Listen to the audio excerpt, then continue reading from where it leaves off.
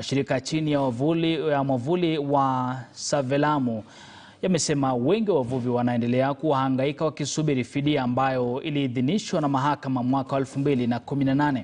Wakiongozwa na mwenyekiti wa shirika la Save Lamu Mohamed Athman, wavuvi hao wameilaumu serikali kwa kuchelewesha fidia hiyo. Familia za wavuvi hao zimeendelea kuteseka kwani walisitisha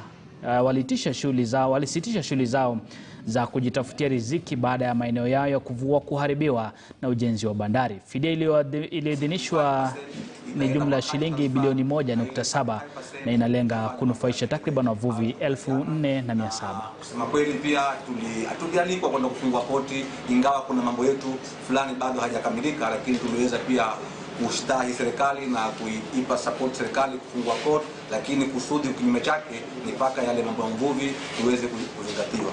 Tunaona mambo yamechukua siku nyingi, yamechukua muda mrefu na bado ridhaa za wavuvi hazijawafikia mikononi mwao. Pia bado matatizo mengi ambayo tuliyazungumza tukiwa mahakamani bado hayajashughulikiwa. Kwa hivyo tumetumia mbinu nyingi kupitia maandamano, kupitia mambo ya petition, kupitia mambo ya picketing, mambo ya kuandika memos na kadhalika, lakini kama sauti ya jamii bado haijasikika vile ambavyo tunahisi ndio haki yetu kikatiba.